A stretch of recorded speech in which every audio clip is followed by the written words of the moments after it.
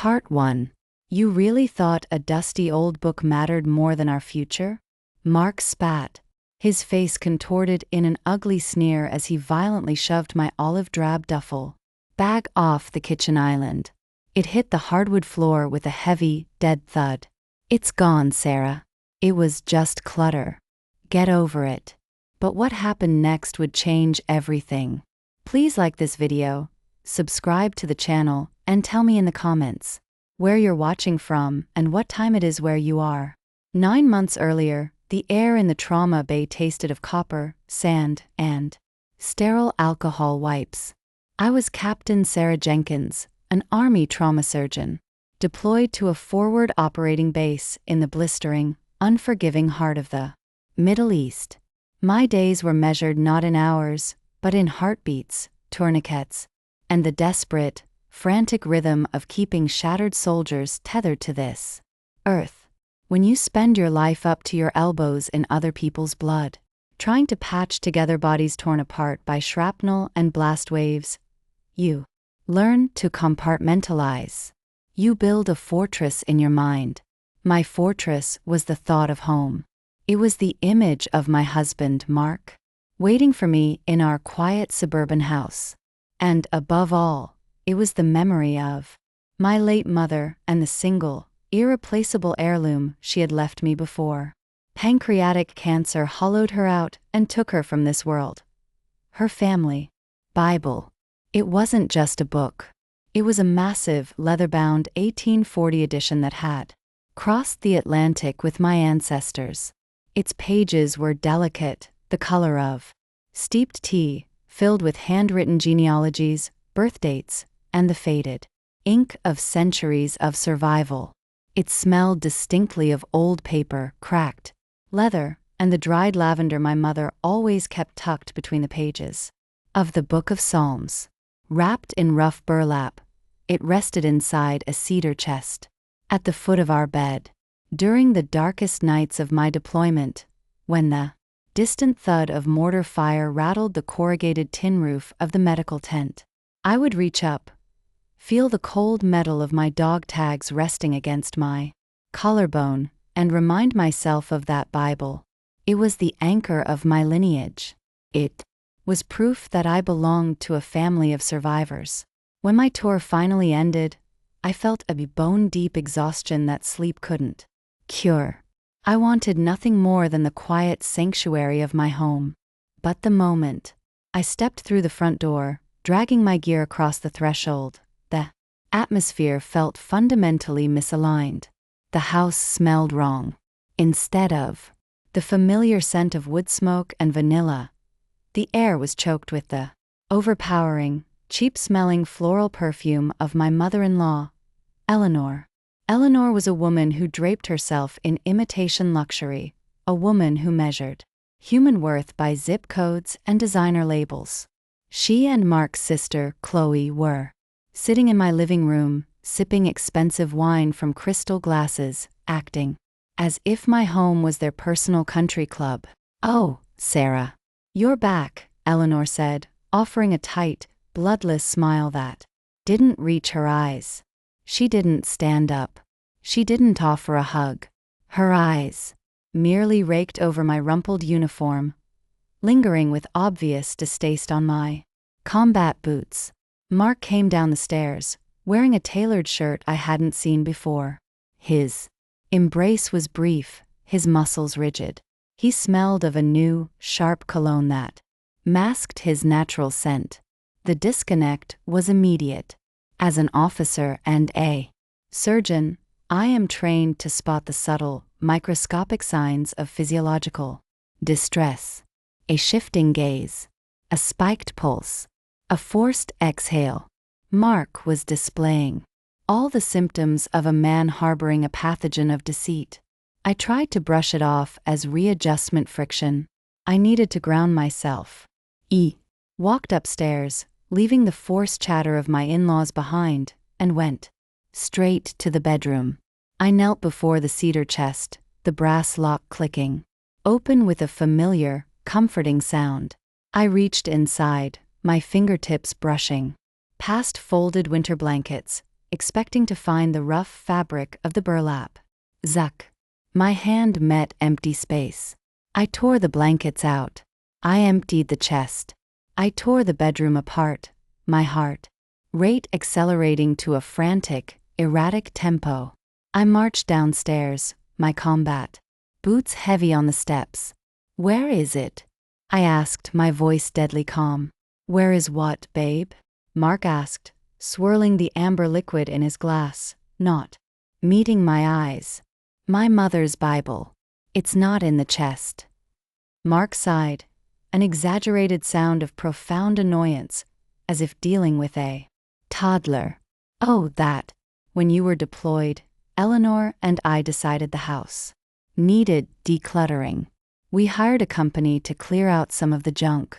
We donated a bunch of old books to a charity drive. It must have gotten swept up in the mix. It felt like someone had severed an artery. A cold, rushing numbness washed over my limbs. You donated it? A leather-bound family heirloom wrapped in burlap? You accidentally gave away the only thing I have left of my dead mother? Eleanor chimed in, swirling her wine. Honestly, Sarah, it was a dusty old thing. A breeding ground for silverfish, really. It was taking up space. You can buy a new one on Amazon for $20. Let it go. We have a wedding to plan. Chloe is getting married in 3 months, and we need positive energy in this house. I looked at Mark, waiting for him to defend me, waiting for him to apologize, to promise he would track down the donation center, to tear the city apart to find it. Instead, he simply nodded in agreement with his mother. That was the moment of the shove. That was the moment he kicked my duffel bag and told me to get over it. I didn't scream. I didn't cry.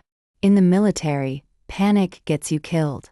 When a crisis hits, you fall back on your training. You assess the trauma. You stop the bleeding. You stabilize the patient. But looking at Mark, I realized the marriage was already dead on the table. There was no resuscitating this. If you've ever experienced something like this, leave a like. For the next 3 weeks, I played the part of the weary, emotionally shattered veteran. I let Mark believe his gaslighting was working. I let Eleanor parade around my house, finalizing the extravagant details of Chloe's upcoming wedding, ice sculptures, a 5-course meal at the most exclusive country club in the state, a custom designer gown. It all seemed incredibly lavish for a family I knew to be financially overextended.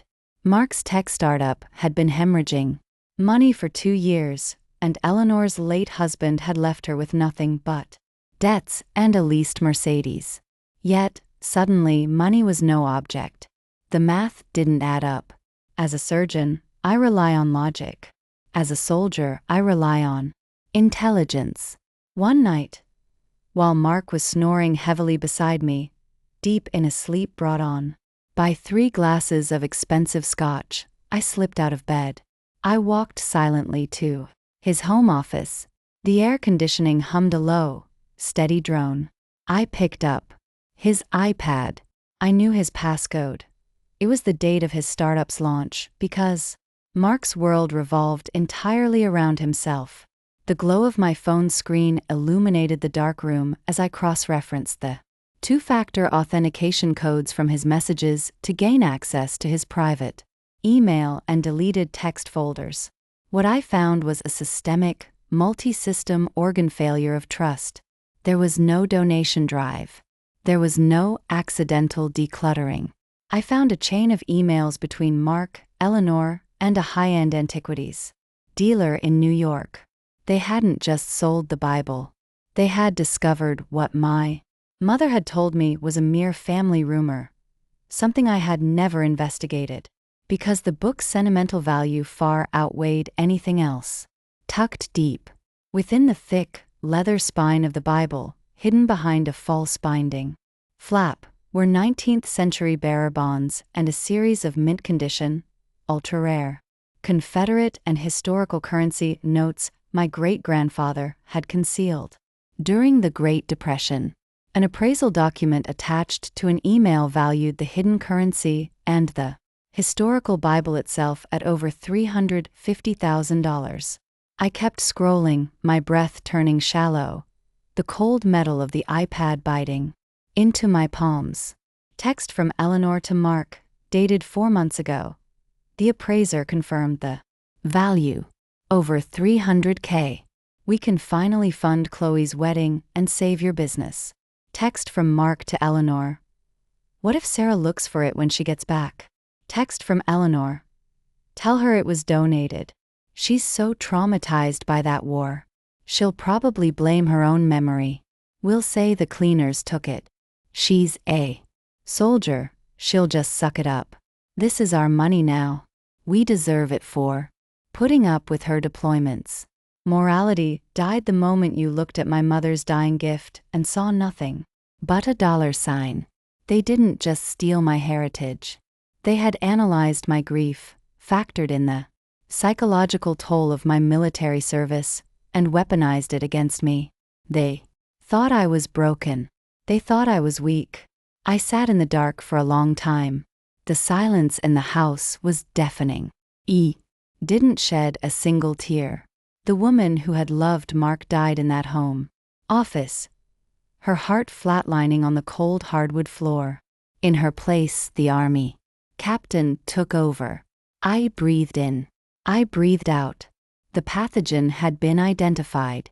Now it was time to scrub in.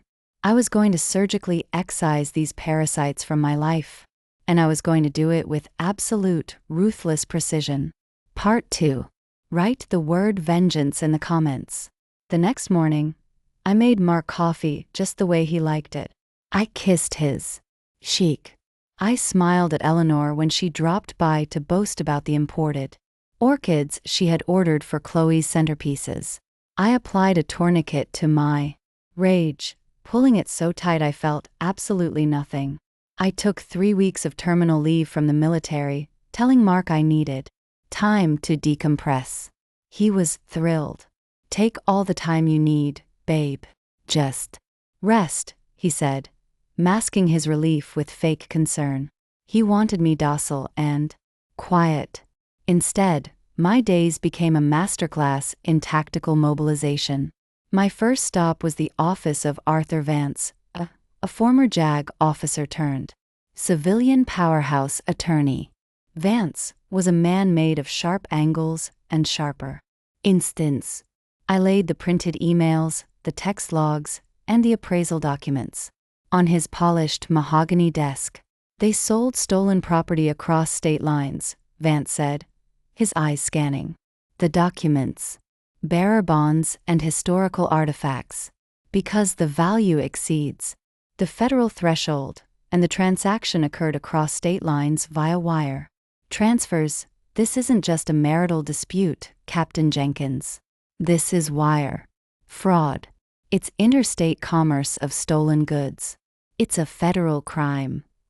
I don't just want a divorce, I told him, my voice steady, betraying no emotion.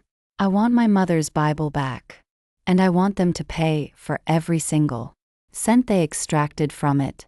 Then we don't go to civil court yet, Vance replied, leaning back in his leather chair. We go to the FBI. The mobilization of justice is a quiet, grinding machine. Within a week, I sat in a sterile, windowless room with Special Agent Miller of the FBI's Art Crime and Fraud Division. I provided him with everything: the dealer's name in New York, the bank routing numbers hidden in Mark's emails, the Shell LLC Mark had set up to receive the funds to avoid suspicion. The FBI quietly approached the New York dealer. Faced with federal charges for receiving stolen property, the dealer immediately cooperated. He surrendered the Bible and the remaining unsold bonds into federal evidence. He also provided the agents with the damning wire transfer receipts directly linking Eleanor and Mark to the illegal sale.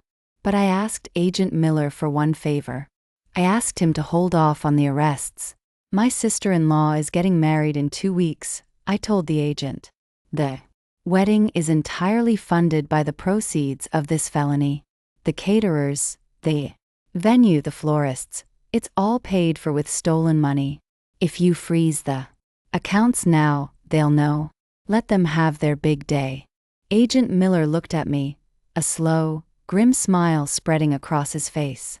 Captain, I like the way you operate. Over the next 14 days, I fortified my own defenses. I moved my military pay into a secure, single-access account. I packed my most vital belongings, my uniforms, my documents, my medals, and slowly smuggled them out of the house in the trunk of my car, moving them into a short-term apartment I had rented across town. To Mark and Eleanor, I was just the quiet, depressed wife, spending her days napping and reading.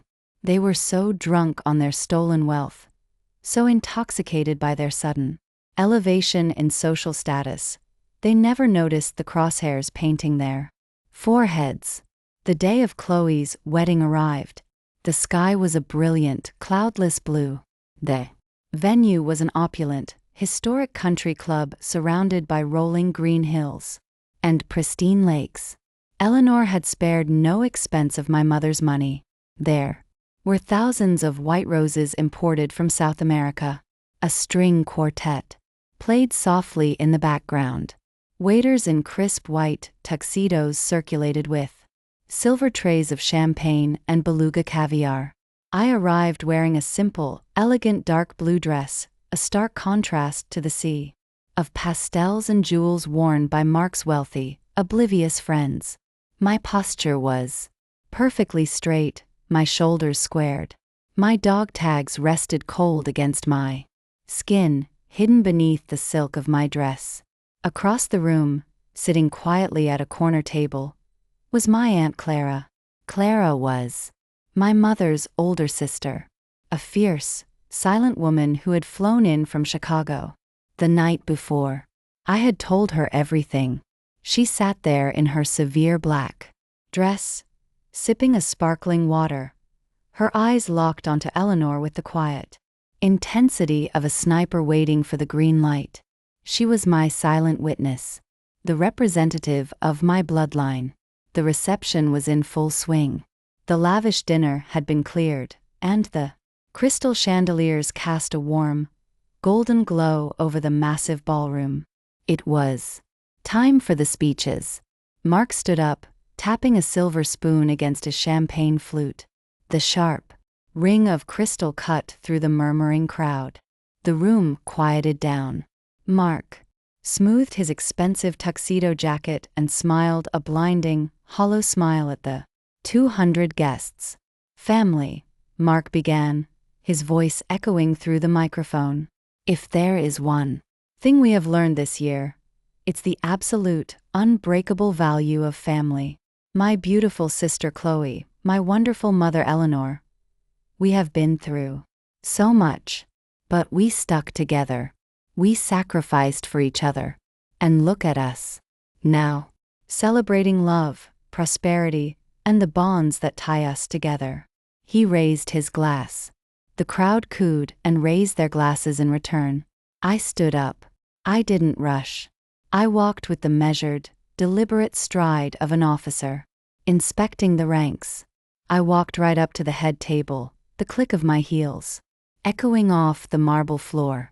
I reached out and took the microphone from Mark's Hunt.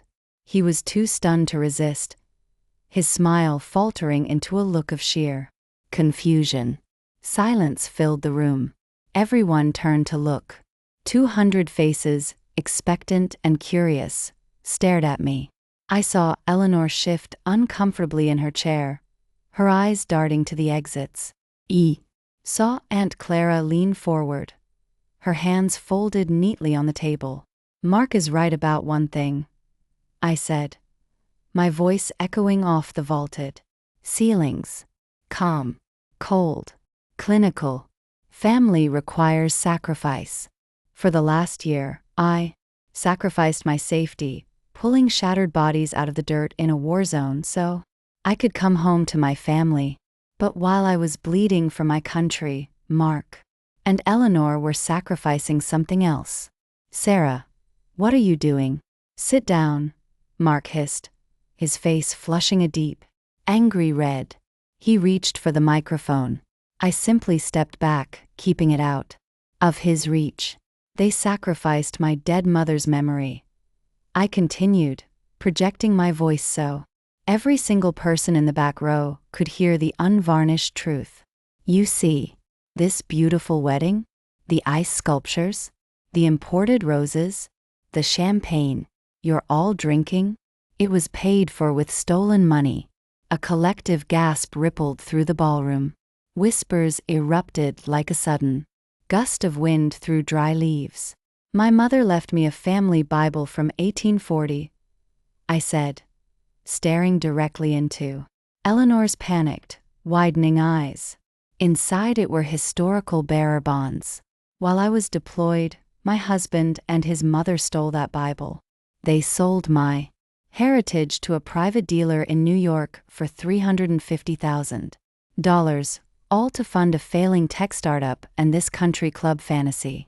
She's lying. She's crazy. The war made her crazy. Eleanor shrieked, standing up so fast her chair crashed to the floor. She pointed a trembling, manicured finger at me. Someone get this psychotic bitch out of here. I'm not crazy, Eleanor, I said softly, but the microphone carried the lethal calm of my voice perfectly. I'm just incredibly thorough. Right on cue, the heavy oak doors at the back of the ballroom swung open. 4 men and 2 women wearing dark suits and FBI windbreakers walked into the room. The string quartet abruptly stopped playing, producing a discordant screech of a bow against a violin string. The silence that followed was absolute. Agent Miller led the team, his badge clearly visible on his belt. They walked straight down the center aisle, bypassing the terrified guests, marching directly toward the head table. Mark's face turned the color of wet ash. All the arrogance, all the smug superiority drained from him in a millisecond. He took a step backward, bumping into the wedding cake table, knocking a silver serving knife to the floor with a loud clatter. Mark Jenkins? Eleanor Jenkins. Agent Miller's voice was a booming baritone. That required no microphone. You are under arrest for conspiracy, wire fraud, and the interstate sale of stolen property. The physical collapse of the antagonists was immediate and grotesque. Eleanor's knees buckled. The crystal champagne glass she was holding slipped from her fingers. The ring of the wine glass shattering against the marble floor sounded like a gunshot. The expensive champagne splashed across the hem of her designer dress. She began to hyperventilate, her chest heaving, the cheap floral perfume suddenly smelling sour and rancid mixed with her cold sweat. No, there's a mistake. We didn't know. Eleanor babbled, her hands shaking so violently she couldn't even raise them to cover her face. An agent grabbed her arms, spinning her around. The sharp, metallic click of handcuffs snapping shut echoed through the silent room. Mark didn't even try to run. He looked at me, his eyes wide with a pathetic, cowardly terror. Sarah, please, babe, we can fix this. I can pay it back. Don't do this to me. Morality died the moment you sold my mother's soul for a down payment on a country club wedding, I said to him, my voice devoid of any pity. I am simply signing the death certificate. An agent shoved Mark against the table. Handcuffs clicked shut around his wrists. He began to weep. Ugly, gasping sobs that echoed through the microphone I had placed down on the table. Chloe, the bride, was screaming in the background, her mascara running down her face in thick black streams as she watched her mother and brother being frog-marched out of the ballroom in front of all her new in-laws.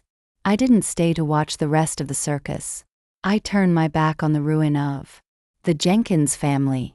As I walked down the aisle toward the exit, the crowd parted. For me, like the Red Sea. No one said a word. No one tried to stop me. At the door, Aunt Clara was waiting. She didn't smile, but her eyes shone with a fierce, ancient pride. She linked her arm through mine, and together the two remaining daughters of our bloodline walked out into the cool evening air. Write the word closure in the comments. The legal fallout was swift and merciless, because the money used to pay for the wedding was proven to be the proceeds of a federal crime. The government seized everything. The caterers sued the Jenkins family. The venue sued them. Mark's accounts were frozen. His startup collapsed overnight, and his assets were liquidated to pay restitution. Eleanor, facing 5 years in federal prison, tried to pin the entire scheme on Mark, claiming he had manipulated her.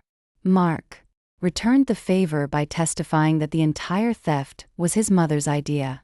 They tore each other apart like starving wolves, proving exactly what kind of family they truly were. I finalized the divorce with a single stroke of a pen, taking the house and leaving Mark with nothing but his federal inmate number.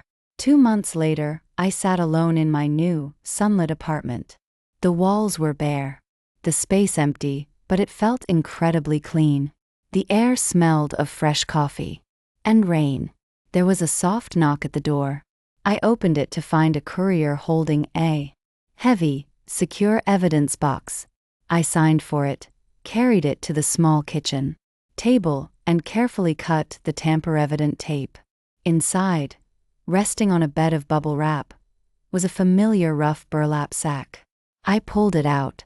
My hands, which had remained perfectly steady while holding scalpels over open arteries, trembled slightly.